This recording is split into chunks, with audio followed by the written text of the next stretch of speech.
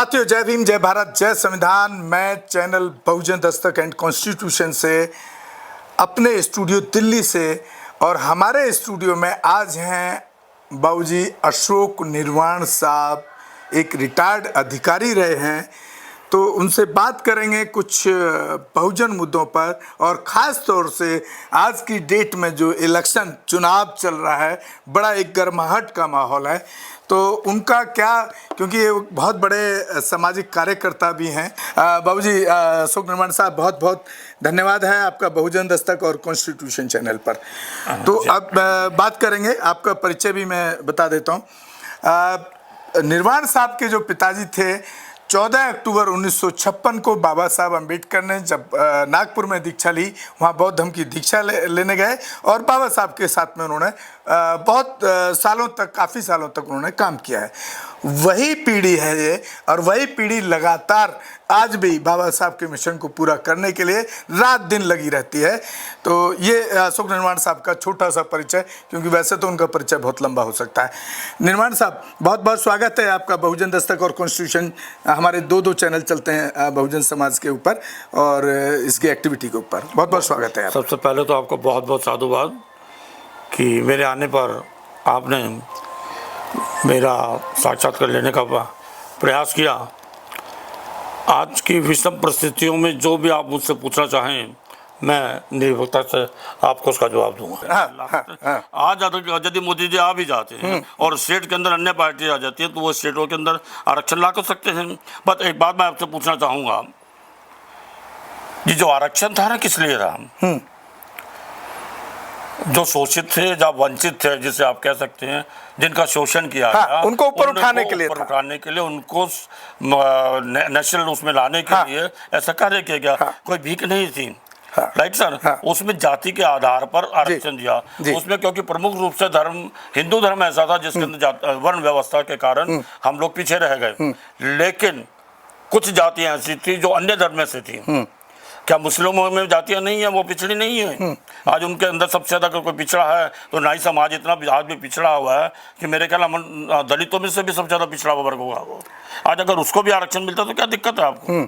लेकिन क्या वो इसमें से अलग से जब मोदी जी ने 10% जनरल के लिए आरक्षण दे दिया, तो भाई यहाँ देने में उनको क्या दिक्कत है? यहाँ भी पोलराइजेशन करना चाहते हैं, हिंदू मुस्लिम का झगड़ा करना चाहते हैं, इस बात को बंटवाना चाहते हैं। अगर यही रहा तो मैं आपको इसी मन से कह के जा रहा हूँ, ये देश नहीं रहेगा, ये कहीं और चला जाएगा। और तो इसका आप कहना चाह रहे हैं कि मोदी जी अंग्रेज का जो सिस्टम था, डिवाइड एंड रूल, या बिल्कुल वही कर रहे हैं। मोदी जी वही कर रहे हैं क्या? मैं मोदी जी की बात नहीं, उनकी जो पूरी विचारधारा है, संघ है, वो कर रही है। और मुझे मालूम है, हम जहाँ जाते ही मेरे को भारत से, आपके स्टूडियो से बाहर जाते, अगर आपने रिलीज करते तो मुझे पकड़ लिया जाएगा।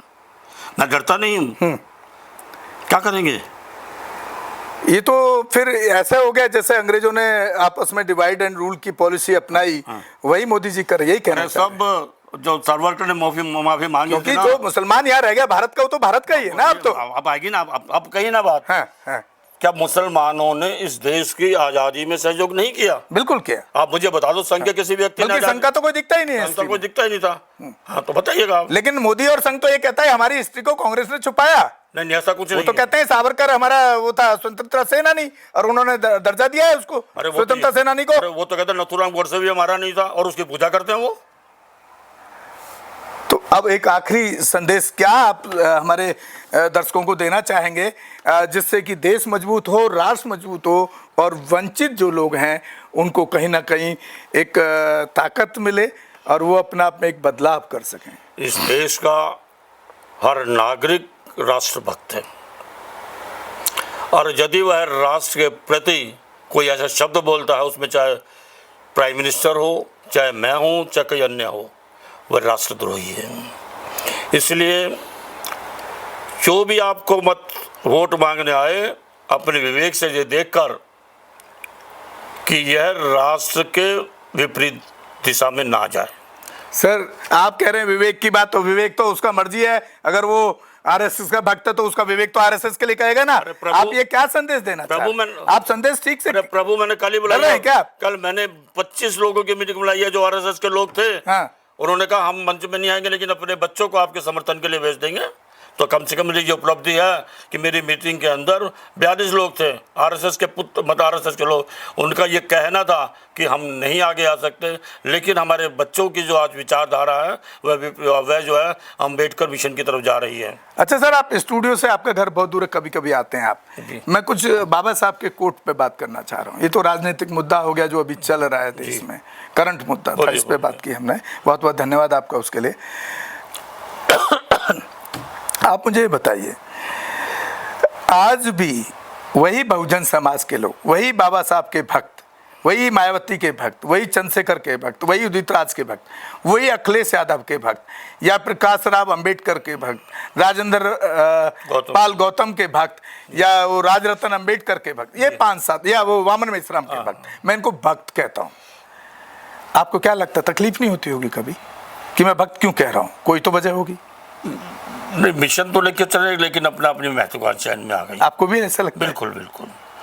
मेश्राम जी मेरे को व्यक्तिगत रूप से मेरे को परिचित है। राजेंद्र पाल गौतम जी के जय भीम मिशन से मैं जुड़ा हुआ हूँ। डॉक्टर उदित राज के प्रसंग से मैं जुड़ा हुआ हूँ।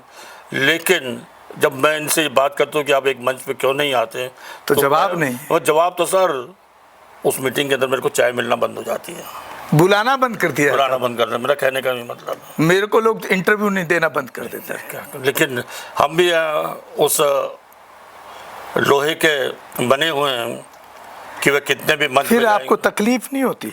तकलीफ होती है, लेकिन अब ये जो लोग हैं, इन जो लोगों के मैंने नाम लिया, क्या आपको लगता है आपकी मेरी तरह ये बस से और सॉरी ये बैटरी रिक्शे से, बस से और मेट्रो से और बस से चलते हैं? दिखता है कोई? नहीं सर, एक बात बताएं आपको, जैसे आपने 4-5 नाम लिए, 5-6 नहीं, मैंने सारे का नाम, चलो 8-10 नाम, कोई बचा ही नहीं है इनमें से। लेकिन अभी जो मैं बहुत नज़दीक, जो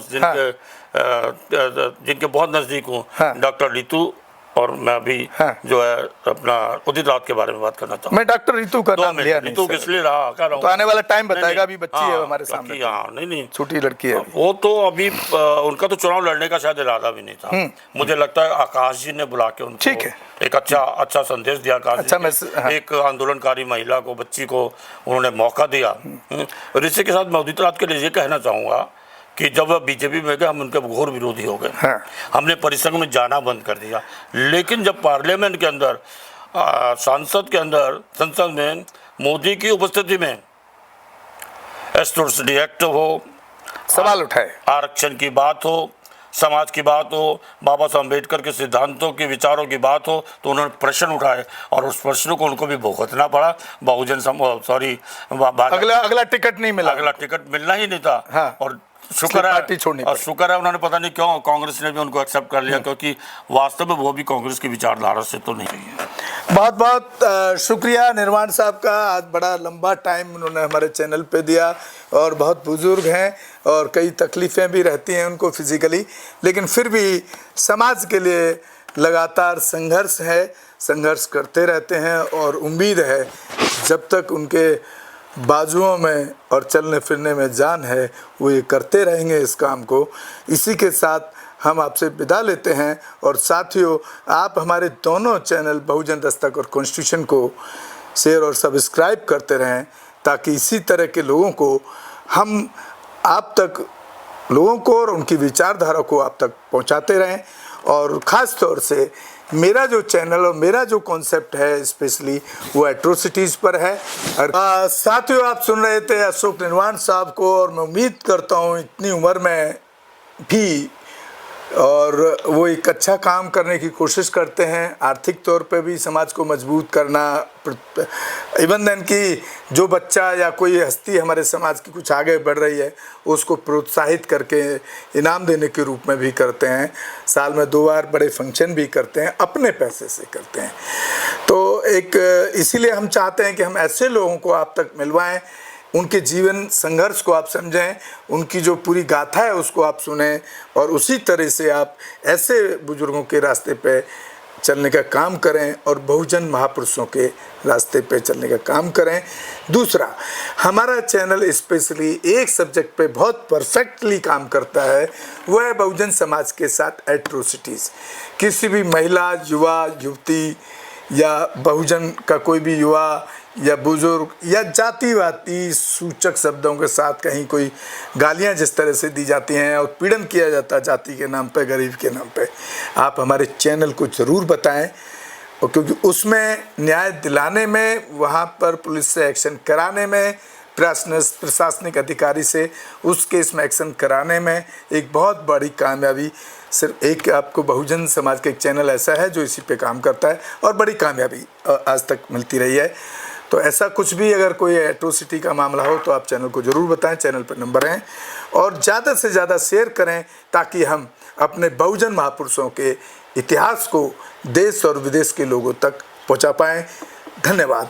जय भीम, जय भारत, जय संविधान। होता है बहुत बहुत शुक्रिया। हमारे चैनल बहुजन दस्तक को लाइक, शेयर, सब्सक्राइब देखना मत भूलिएगा। जय भीम, जय भारत, जय संविधान। नमो बुद्धाय। धन्यवाद। चैनल आर्थिक समस्या से गुजर रहा है।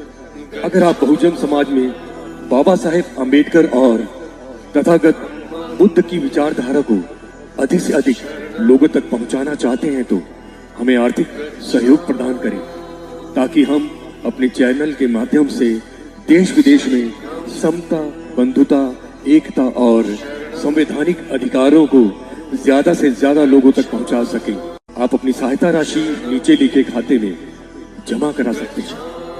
खाता धारक गौतम रत्ना, खाता संख्या 3169576865 IFSC कोड SBIN 0060336, बैंक भारतीय स्टेट बैंक। आप हमारे बैंक खाते का विवरण स्क्रीन पर भी देख सकते हैं। जय भीम, जय भीम। मैं गौतम रत्ना आपका बहुजन फिल्म प्रोडक्शन में स्वागत करता हूं, और आप हमारे प्रोडक्शन हाउस के अंदर अपना कैरियर बना सकते हैं as a film director, as a producer and actor and actress and editor and cinematographer also. अगर आपको फिल्म से रिलेटेड कुछ भी प्रोजेक्ट आपको बनवाना है तो हमारे पास में पूरा सेटअप है, जिसमें फिल्म कैमरा है, शूटिंग लाइट्स है और एडिटिंग है। सारा A to Z एक ही जगह पर आपको हमारे यहाँ पर मिल जाएगा। तो दोस्तों आप हमें कांटेक्ट कर सकते हैं हमारे नंबर्स पर 9810085714 और 8510005714। हमारे वेबसाइट पे विजिट कर सकते हैं www.filmserviceindia.com, और हमें मेल भी कर सकते हैं gautamfilmsproduction@gmail.com पर। धन्यवाद।